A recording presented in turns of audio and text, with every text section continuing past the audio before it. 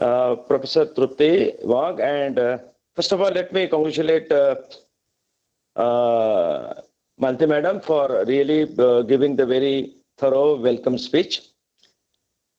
Om Sahana Vatu Sahana Bhunaktu Sahaviryam Karva Vahe Tejashvi Navadhitamastu Ma Vidvesha Vahe. Let the God should protect us, care us, and make our all the learnings more powerful, and let the peace and joy dwells in everybody. Before I start my speech, I would like to express my sincere gratitude to our authorities, Honorable Chairman Sri Satyajji Patil sir, Honorable Colonel Joshi sir, our campus director, who being the instrumental and the real backbone for all kind of the functions, and taking the DYPCUA to the next height. His expression of thinking is that the DYP College of Engineering should be one of the important and significant entity in not only in Maharashtra but across the nation, and possibly the international repute entity. I know that today we have got a very eminent guest. Today is the chief guest of today's function, Dr. Jay Krishnan M, Senior Scientist NPTEL from IIT Madras. And he being the instrumental and for promoting this various educational technology across the nation, and being this the personality from the NPTEL, and he is driving this technological innovation specifically across the all institutes in India. I'm very happy to welcome Mr. Vipin Tyagi, National Honorary Secretary for the Computer Society of India, and Mr. Arpit Yadav, who is experts into artificial intelligence and machine learning, because this is the era, and considering this Industry 4.0 and Education 4.0, this is the very apt personality that we have invited him as a guest of honor for this today's function. Dr. Musmane and the team of this 21 people have really geared up and have done a meticulous planning and real good execution for all the 7 days, right from today to the 11th of this May. I am very happy that the systematic approach of planning and execution and governance and monitoring of all the activity, the 21 people, including Trupti Wag and all other team, doing exceptionally well. Today's objective of this webinar is aligning this Industry 4.0 technology to the Education 4.0 technology.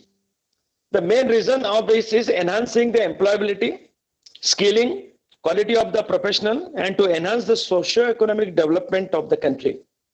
You know, if you look at to the current scenario of 135 crores of the people in India, we know that 60% of the total this population is the youth population.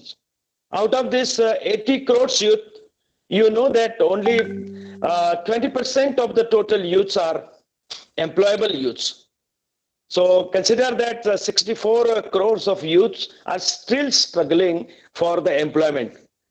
If you look at considering the gross enrollment ratio, the 20% of the gross total population, youth populations, is going for the higher education, and today again the ratio is again only 20%. And our challenge is to take this 20% gross enrollment ratio to 40%, 65% with the as compared to the developed nation. When we think about the Industry 4.0, there are various technologies which are giving the justice to the Industry 4.0 evolutions and revolution.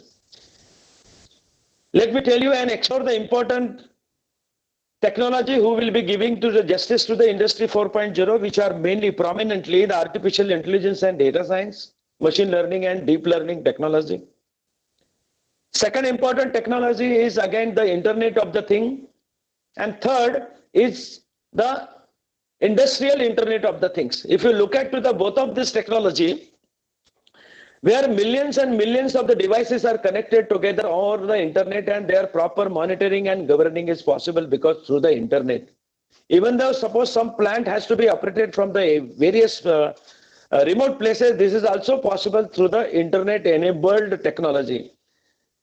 We know that another important sector is the cyber physical systems. We know that initially there were the computer controlled systems. So cyber physical systems is the era where we find that robotics and automation is playing the very important role.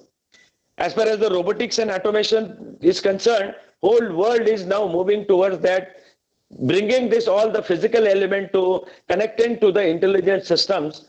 And into this robotics and automations, if you look at to the development that has taken place for the Hansen Laboratory USA, and the Sophia is the model, role model actually, specifically for how this human intelligence or the cognitive intelligence can be embedded into the robotics, and she starts behaving like and try to responding to the every questions which is posed by any things which comes, any questions to the any domain knowledge. If it is asked, she will be able to respond like as a human. But I'm sure that still a lot of improvement is required for as far as the Sophia and other kind of the robots.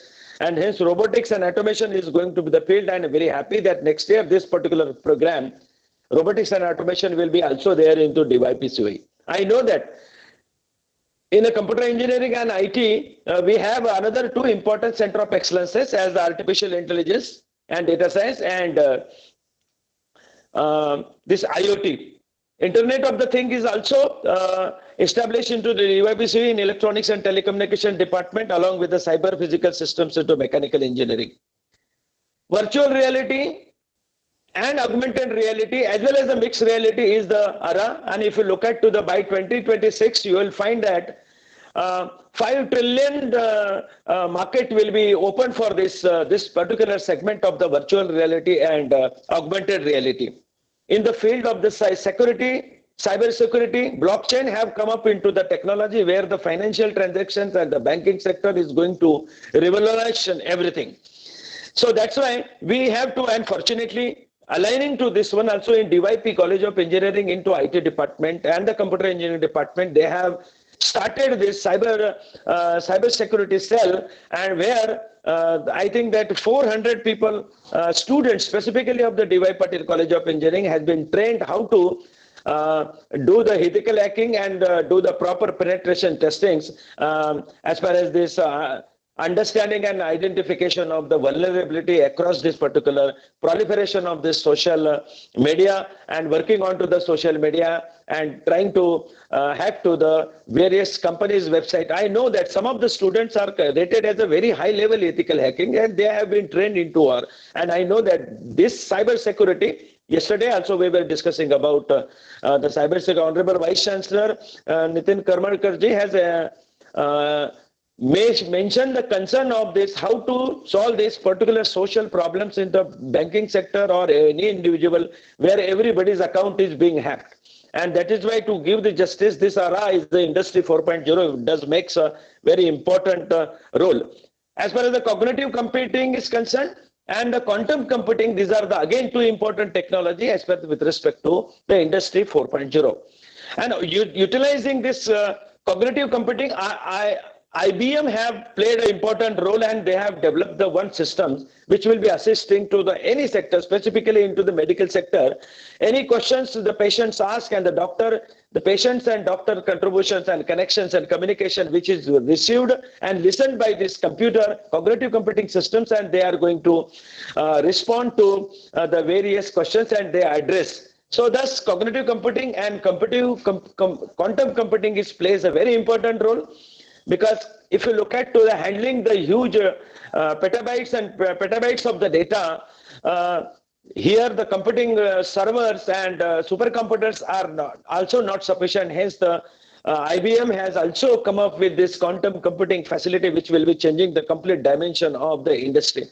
If you look at to the various sectors that we need to be addressed, all the use where they need to be focused out of this 50-60 important sector, I would like to highlight that where the socio-economic development of the country is totally based on this sector. Agriculture sector, automotive sector, transportation sector, banking sector, ICT sector, electronics and telecommunication sector, construction sector, logistics sector, manufacturing sector, aviation sector, aerospace sector, chemical industry, oil, natural gas, and environmental sector, and water conservation. If you look at everywhere to give the kind of the solutions, all these industry 4.0 technologies are essential. Now, to address this important essential technologies and making them skilled and proficient into this particular technology, education 4.0 has to play a very important role. What do you mean by this? Our education should be aligned to this industry 4.0, and for that the faculty are a very essential component. They should be well equipped with this education 4.0 environment, so that whatever the futuristic technology comes, whatever the futuristic sectors are there, whatever the application system development which is required, where the faculty has to get equipped with this various kind of the points, various kind of the qualities. They must be ICT enabled. They should be very adequate and they're competent as far as handling the ICT tool. And they should be considering all the stakeholders as far as a student-centric education, but all the stakeholders in the education system take into account. They should be well conversant with the platform which has been embedded and properly deployed at the DYPCUE, the genomic module. The genomic module is a very good tool for dissemination this all kind of the learning management system, and where the teaching learning happens very smoothly. Video conferencing tool, active learning strategy, pedagogical initiative, video and YouTube channel, creating the new videos, and so that understanding all the teaching learning process from the Bloom taxonomy perspective, to give the various level of this educations. We consider this as a education 4.0. This education is going to be the outcome-based education, because if you look at the pedagogical research and into the outcome-based education, we have to have the various pedagogy where all kind of the learning, collaborative learning, experiential learning, ICT-enabled learning, hybrid learning takes place. I'm sure these are the components which generally are focused from the education 4.0. I'm sure all the participants today, I heard that there are more than 1,500 participants. They will be definitely engaged into the whatever the kind of the learning which will be given by the various speakers from the today's 5th of this particular May to 11. 21 various faculty from the Australia, Japan, USA, from all the countries. I think that 5-6 countries the participant, the speaker have come, and they have to, all the students and participants should learn, get the learning outcome, and they have to solve the various quizzes and the puzzles. Based on that, they have to submit the report, so that the learning happens in real sense. With this all kind of the inputs with respect to the industry 4.0 and education 4.0, I am very happy that this kind of the seminar and webinar which are there, which is very important, significant from this perspective point of view. I request all the managing and organizing team members to ensure that all the learning happens meticulously, systematically, and the dissemination of the knowledge happen to all the participants, and every participant should be very interactive as far as their evaluation and assessment should be done in line with this education 4.0, which will be absolutely in tune with the industry 4.0. With this word, I conclude. Thank you. Thank you very much. Thank you, sir. Thank you for elaborating the real-time need of this webinar, and really thank you for guiding us for conducting this webinar. Dear participants, we have